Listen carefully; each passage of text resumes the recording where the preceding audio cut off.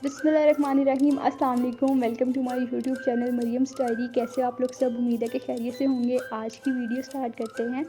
एक दफ़ा का जिक्र है कि एक आदमी बहुत भला होता है, उसे नेचर बहुत पसंद होती है। एक दिन जब वो अपने फार्म हाउस बैठा होता है, वो देखता है एक पिंजरे में एक परिंदा कैद है जो कि न्यूबॉर्न है। वो अपने पर फड़फड़ा रहा होता है किसी तरह इस पिंजरे से निकल जाए, लेकिन वो नहीं निकल पा रहा होता। वो जाके क्या करता है, उसको पिंजरे से आज़ाद कर देता है।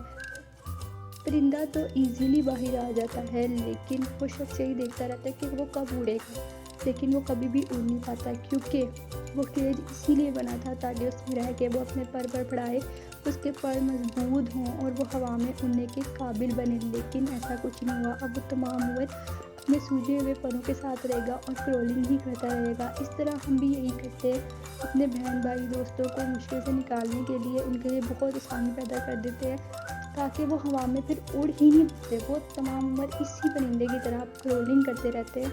इस तरह हमारी लाइफ में जो भी मुश्किलें अल्लाह ताला डालता है, वो इसीलिए डालता है कि हम उससे लड़ें और मजबूत बने। हमारे जो पर हैं वो मजबूत बने, ना कि परिंदे की तरह कि वो सूज जाएं और अब वो क्रोलिंग ही करता रहे। इस तरह हम भी क्रोलिंग ही करते रहते हैं, और ये नहीं होना चाहिए कि हमें जो भी मुश्किल आ रही है उसके सामने मतलब झुक जाना चाहिए। हमें लड़ना चाहिए ताकि हम मजबूत बने।